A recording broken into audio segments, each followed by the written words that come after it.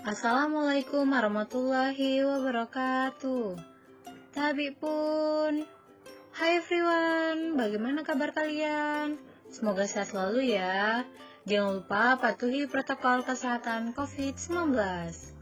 Baiklah, kami kali ini akan membahas mengenai sifat-sifat gas ideal dan gas nyata. Sebelumnya, saya perwakilan dari kelompok 1 akan membacakan pemateri. Pemateri pertama, saya sendiri, Septiana Junita, NPM 1953023003. Pemateri kedua, Olga Margaleta Rubai, NPM 1913023021. Pemateri ketiga, Ivan Fajar Prasetya, NPM 1913023029. Pemateri keempat, Umi Nur Syafia, NPM 1913023007. Dan pemateri kelima, Siti Humairo, NPM 1913023013. Yuk, langsung aja kita masuk ke materi pertama. Semua zat terbagi dalam 3 golongan, yakni zat padat, zat cair, dan zat gas. Setiap golongan zat tersebut memiliki sifat-sifat yang berbeda. Berikut adalah gambar partikel-partikel yang terdapat pada setiap zat. Gambar A merupakan zat padat. Zat padat mempunyai bentuk dan volume tertentu. Jarak antar partikel pun sangat rapat. Partikel-partikelnya tidak dapat bergerak secara bebas. Gambar B merupakan zat cair. Zat cair mempunyai bentuk tidak tetap, bergantung wadahnya, dan memiliki volume tertentu. Jarak antar partikel pun agak renggang. Partikel-partikelnya dapat bergerak secara bebas. Gambar C merupakan zat gas. Zat gas tidak memiliki bentuk dan volume tertentu, bergantung wadahnya. Jarak antar partikel sangat renggang. Partikel-partikelnya pun bergerak dengan sangat bebas. Adapun hal yang menjadi pokok utama pada pembahasan kali ini yaitu wujud gas. Nah, seperti yang sudah disebutkan oleh rekan saya sebelumnya, terdapat 4 sifat dasar yang mempengaruhi tingkah laku fisis dari gas, di mana 4 sifat dasar tersebut meliputi banyaknya jumlah molekul gas, volume gas, temperatur, dan tekanan. Saat ini kita akan membicarakan tentang tekanan gas. Apa sih tekanan? Tekanan merupakan besarnya gaya persatuan luas, sehingga dapat diartikan bahwa tekanan adalah besarnya gaya berbanding terbalik dengan luas permukaan tempat gas itu berada. Terlihat pada gambar itu terdapat rumus tentang tekanan dengan P sama dengan F per A, di mana P merupakan tekanan dengan F sebagai gaya dan A sebagai luas permukaan. Tekanan gas, sehingga jika kita sudah tahu apa itu tekanan, lalu gas apa yang paling umum kita ketahui? Gas yang paling umum kita ketahui itu ada udara, tapi sesungguhnya di dalam udara itu merupakan campuran dari beberapa gas. Misalnya ada nitrogen, oksigen, argon, dan karbon dioksida. Disebutkan bahwa kehidupan di permukaan bumi itu diibaratkan berada di dasar lautan udara. Dasar lautan udara yang dimaksud adalah atmosfer. Lalu disebutkan bahwa semua benda yang berada di permukaan tanah akan mengalami suatu tekanan yang dihasilkan oleh atmosfer. Lalu bagaimana kita bisa tahu berapa sih besar tekanan atmosfer? Nah, pada tahun 1643 seorang ilmuwan bernama Torricelli melakukan percobaan untuk mengukur besarnya tekanan atmosfer. Ia menggunakan suatu alat yang dinamakan barometer air raksa. Terlihat pada gambar itu adalah prosedur Torricelli dalam melakukan percobaannya. Ia menggunakan satu tabung kecil berukuran 1 meter dan bejana berisi air raksa. Torricelli memasukkan air raksa memenuhi tabung yang sudah ada, yang kemudian ditutup dengan menggunakan jari. Kemudian mulut tabung tersebut dimasukkan ke dalam bejana yang berisi air raksa, yang kemudian saat dia sudah masuk, tangan yang sebelumnya menutup mulut dari si tabung tadi dilepas, sehingga air raksa turun dan menyisakan ruang hampa, di mana sisa air raksa yang terdapat di dalam tabung sebesar 76 cm. Nah, Torricelli beranggapan bahwa hampa. Hal itu terjadi karena adanya tekanan udara. Nah, tekanan udara yang dimaksud adalah tekanan atmosfer, sehingga disebutkan bahwa tekanan udara itu sebesar berapa sisa dari air raksa yang ada di dalam tabung tersebut, yaitu 76 cm, yang kemudian dijadikan satuan tekanan atmosfer dengan 1 atm sebesar 760 mmHg. Namun, air raksa itu tidak dapat selalu digunakan, sehingga pada saat di laboratorium, karena si barometer air raksanya tidak bisa langsung digunakan, maka digunakanlah manometer. Di manometer sendiri terdapat 2 macam, yaitu manometer terbuka dan manometer tertutup. Pada saat mulut manometer mengenai udara, itu akan terjadi tekanan, sehingga air raksa yang terdapat di dalam manometer akan memiliki permukaan yang sama pada lengan U-nya. Keadaan ini disebut keadaan nol. Nah, saat air raksa dikenakan pada benda yang ingin diukur tekanannya, nanti akan terbaca skalanya.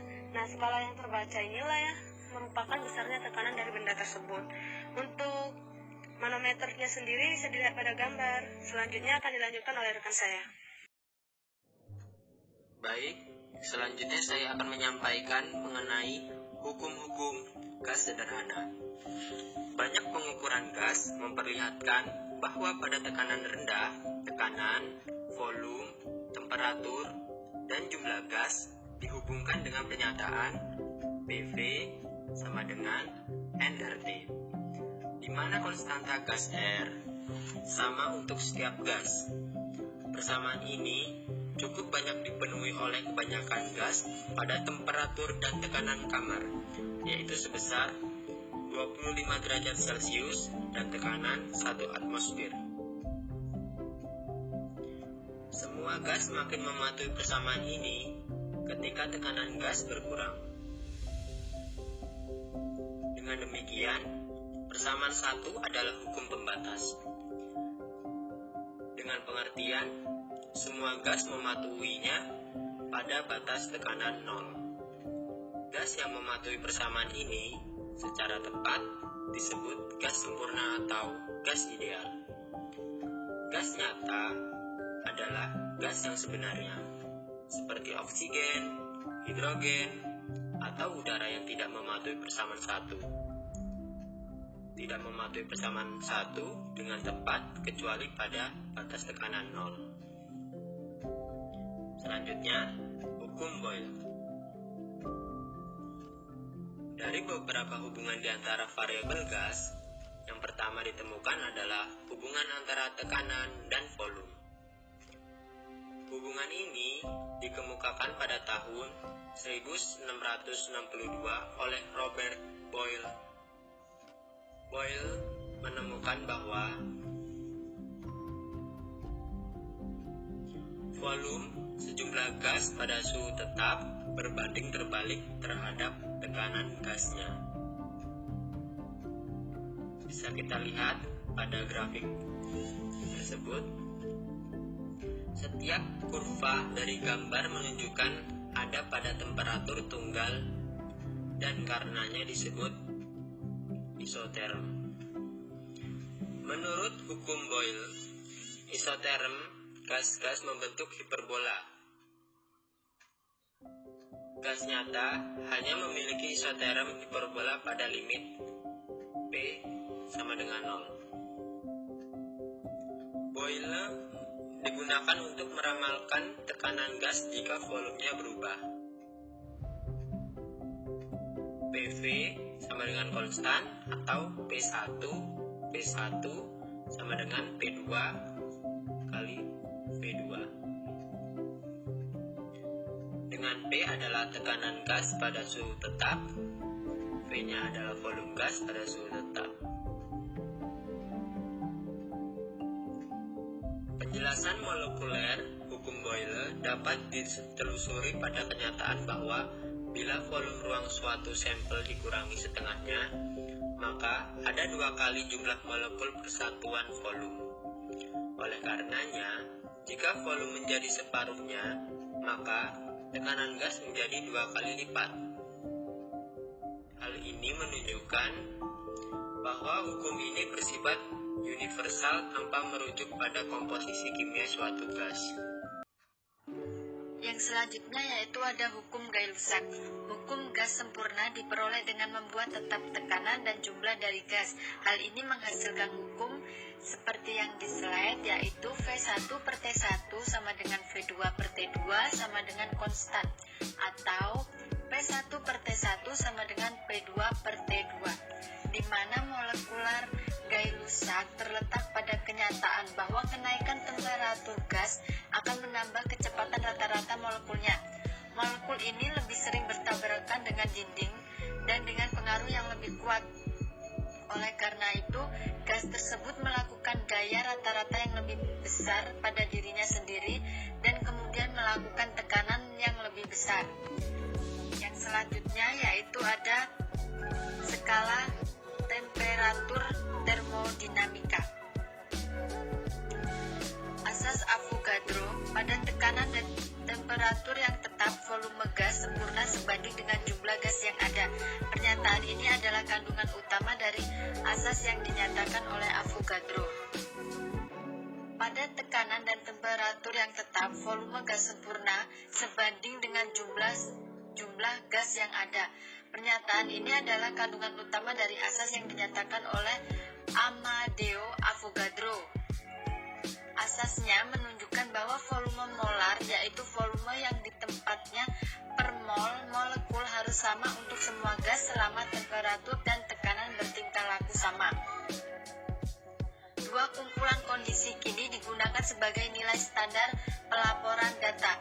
Kondisi pertama yaitu temperatur dan tekanan standar atau STP yang sesuai dengan 0 Celcius dan 1 atm. Keadaan kedua temperatur dan tekanan kamar standar yang sesuai dengan 25 Celcius dan 1 bar. Yang selanjutnya yaitu ada hukum Dalton. Tekanan yang dilakukan oleh campuran gas sempurna adalah jumlah tekanan yang dilakukan oleh masing-masing gas tersebut yang secara sendiri menepati volume yang sama. Seperti yang digambar, dalam campuran gas A dan B, tekanan total PT adalah hasil dari tabrakan kedua jenis molekul A dan B dengan dinding wadah. Jadi menurut hukum Dalton,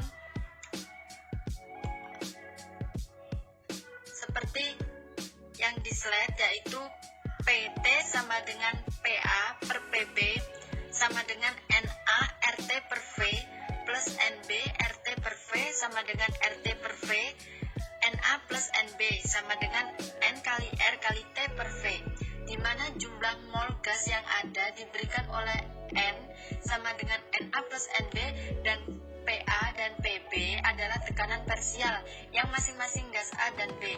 Untuk campuran gas, maka PT-nya harus bergantung pada jumlah mol gas yang ada, bukan pada sifat molekul gas. Yang selanjutnya yaitu ada fraksi mol dan tekanan parsial. Secara umum, fraksi mol komponen dalam campuran diberikan XI sama dengan NI per NT.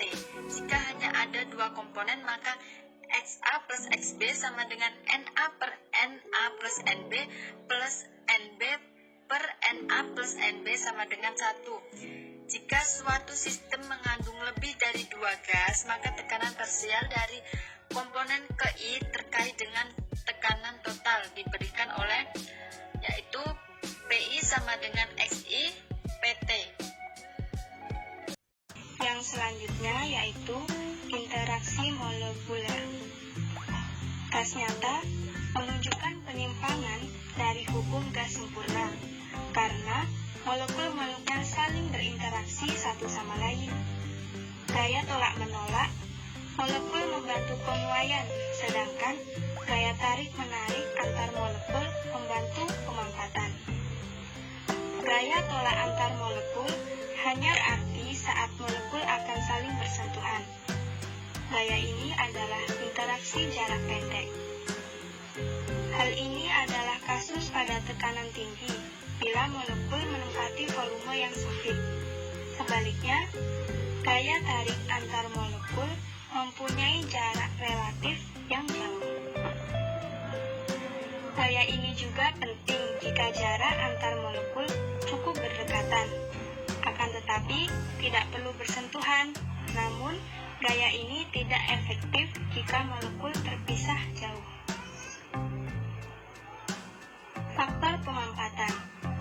Gas nyata yang memperlihatkan ketergantungan gaya terhadap jarak dapat diperagakan dengan membuat grafik antara faktor pemampatan Z terhadap tekanan. Berikut gambar grafik antara faktor pemampatan Z terhadap tekanan. Variasi faktor pemampatan Z dengan tekanan untuk beberapa gas pada 0 derajat Celcius.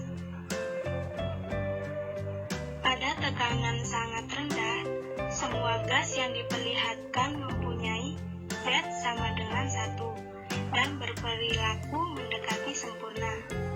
Pada tekanan yang tinggi, semua gas mempunyai Z lebih dari 1, menunjukkan bahwa gas-gas itu lebih sulit dimampatkan ketimbang gas sempurna.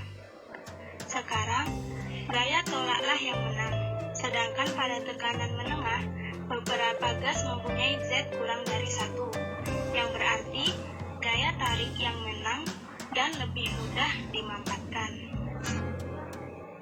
Berikutnya, koefisien virial. Persamaan virial adalah contoh pertama dari prosedur umum dalam kimia fisika, di mana satu hukum sederhana atau dalam hal ini P kali V sama dengan N kali R kali T dianggap suku pertama deret satu variabel, atau dalam hal ini P atau V kali N.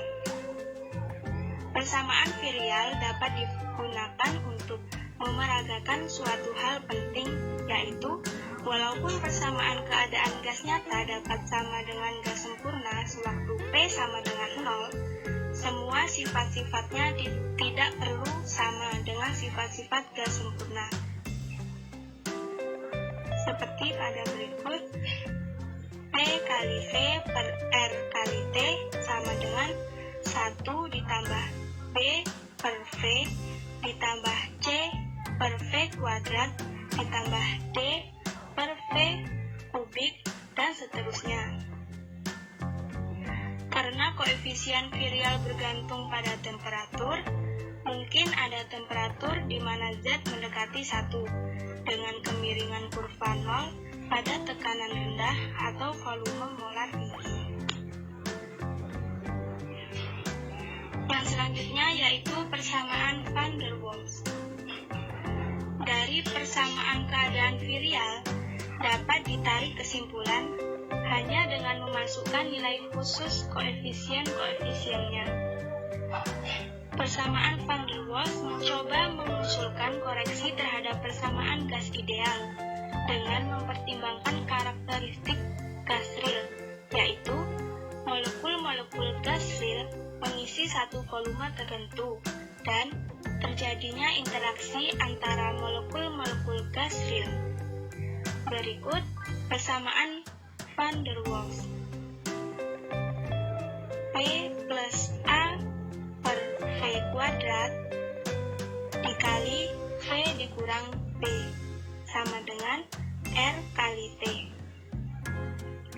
Istilah untuk A per V disebut dengan tekanan internal gas. Ciri-cirinya adalah sebagai berikut. Yang pertama yaitu isoterm. Gas sempurna diperoleh pada temperatur tinggi dan volume molar besar. Yang kedua, cairan dan gas berada bersama-sama jika efek kohesi dan dispersi berada dalam kesetimbangan. Yang ketiga, konstanta kritis berhubungan dengan koefisien-koefisien van der Waals. Yang keempat, temperatur boil berhubungan dengan temperatur kritis. selanjutnya yaitu asas keadaan yang bersesuaian. Teknik yang penting untuk membandingkan sifat beberapa objek adalah dengan memilih sifat dasar yang dimiliki oleh objek-objek tersebut. Kemudian, menyusun skala relatif berdasarkan sifat tersebut. Kita sudah melihat bahwa konstanta kritis adalah sifat khusus gas, sehingga memungkinkan untuk membuat skala dengan menggunakan sifat itu sebagai ukuran. Oleh karena itu, diperkenalkanlah variabel terinduksi dengan membagi variabel sebenarnya dengan konstanta kritis yang sesuai. Seperti pada penjelasan di bawah ini, tekanan tereduksi PR sama dengan P per TC. Temperatur tereduksi TR sama dengan T per TC. Volume tereduksi VR sama dengan V kali M per V kali C. Van der Waals yang mencoba ini pertama kali menduga bahwa gas yang dibatasi oleh volume terinduksi yang sama, temperatur terinduksi yang sama akan menghasilkan tekanan terinduksi yang sama juga. Pengamatan yang mewujudkan gas-gas nyata dalam volume dan temperatur yang sama melakukan tekan terinduksi disebut dengan asas keadaan yang sesuai. Persamaan Van der Waals menjelaskan asas keadaan yang bersesuaian dengan mula-mula menyatakan variabel tereduksi yang akan menghasilkan persamaan seperti di bawah ini. Berikut persamaan 1, kemudian menyatakan konstanta kritis dalam A dan B. Persamaan 2 yang tersusun kembali menjadi persamaan ketiga. Persamaan ini mempunyai bentuk universal seperti aslinya. Persamaan ini juga menyatakan bahwa zat yang berbeda memiliki sifat yang mirip dengan fungsi dari variabel yang dikurangi. Prinsipnya biasanya diterapkan dengan menggunakan grafik dari faktor kompresi sebagai fungsi PR dan TR hanya koefisien A dan B, sehingga tidak ada perbedaan antara satu gas dengan gas yang lainnya. Jika isoterm digambarkan dalam variabel-variabel tereduksi tanpa peduli terhadap kenyataannya, maka kurva yang sama akan diperoleh apapun gasnya, sehingga dapat disimpulkan bahwa makna yang tepat dari asas keadaan-keadaan yang bersesuaian, sesuai atau cocok dengan persamaan Van der Waals dengan asas keadaan yang bersesuaian. Baiklah teman-teman, sekian pemaparan materi dari kelompok kami. Terima kasih atas perhatiannya ya. Tetap semangat meskipun kita dalam kondisi pandemi. Saya akhiri, wassalamualaikum warahmatullahi wabarakatuh. Bye-bye.